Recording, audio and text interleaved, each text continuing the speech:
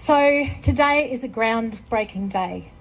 Today we march, and today we make it loud and clear that enough is enough. Today we are drawing a line in the sand. I want to thank Women's Health Goulburn North East and the organisers for inviting me to speak, and to thank each and every one of you for turning up and adding your voice to the growing chorus of women and men around the country that will no longer accept that women are subjected to sexual assault, workplace bullying and gendered violence. We are marching to acknowledge the voices of so many women who have been silenced out of fear of retribution or of being shamed or not believed. Women from all walks of life, cis women, trans women, gay women, straight women, partnered or single, able-bodied or living with disabilities, mothers or childless, young and old, and from all political persuasions. Today, we are united.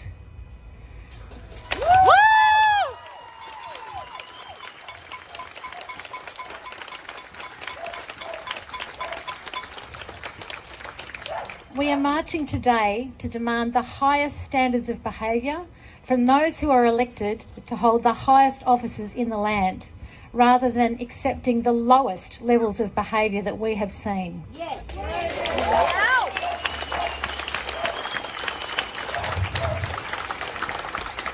We are marching today to shine a light on the truth of women's experiences and to give voice to the scores of women whose stories have never been heard, but whose lives have been forever affected by the impacts of sexual assault and violence. For the survivors whose lives have been changed forever, and for those who have not survived. For over a decade, I worked as a counsellor with victim survivors of sexual assault. I have heard literally hundreds of stories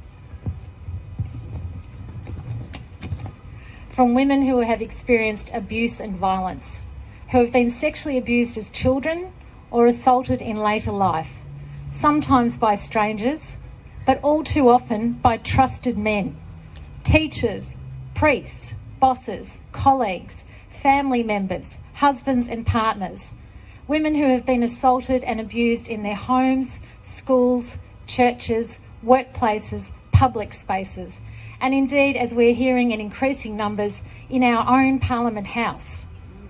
So many of these assaults were not reported to police, and why would they be? We know that only 10% of sexual assaults are reported to police, and of those that get to court, only 10% will result in a conviction. Shame. Bullshit.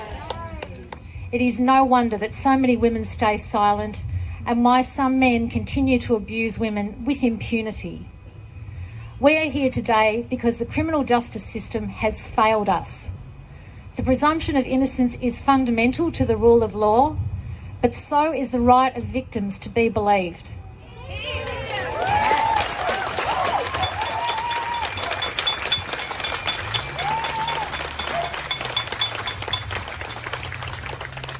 We are here today to honour and support Brittany Higgins and Grace Tame and the many other young women who are speaking out in increasing numbers we thank them for their incredible courage and to show them our support. To send a message to those of you who have not yet spoken that you will be believed. We are here to pay tribute to the life of Kate and demand that an independent investigation be established to determine whether the man she has accused is fit to hold the highest level legal office in this nation.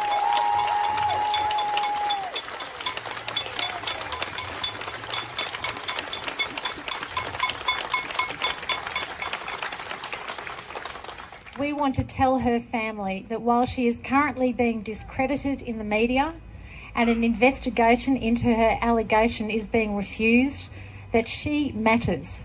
Her story matters to so many of us. Yeah.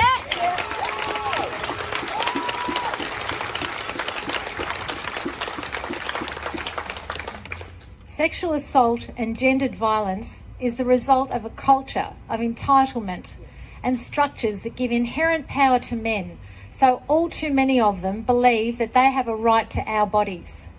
How many of us have experienced harassment, unwanted touching, body shaming, slut shaming, or felt afraid of being attacked?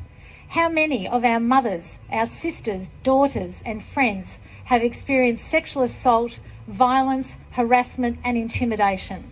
We have had enough. Yep. Yeah. Woo!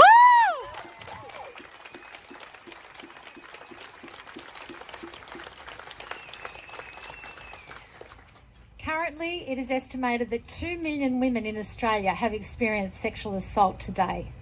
Currently, on average, 1 woman a week is murdered by a current or former partner. Shame. It seems that these horrifying numbers are accepted in the highest office in the land, and we are here today to tell those of you who are elected to that office that we expect the highest standards of behaviour from you. We expect integrity and honesty, not cover-up and lies. We have had enough.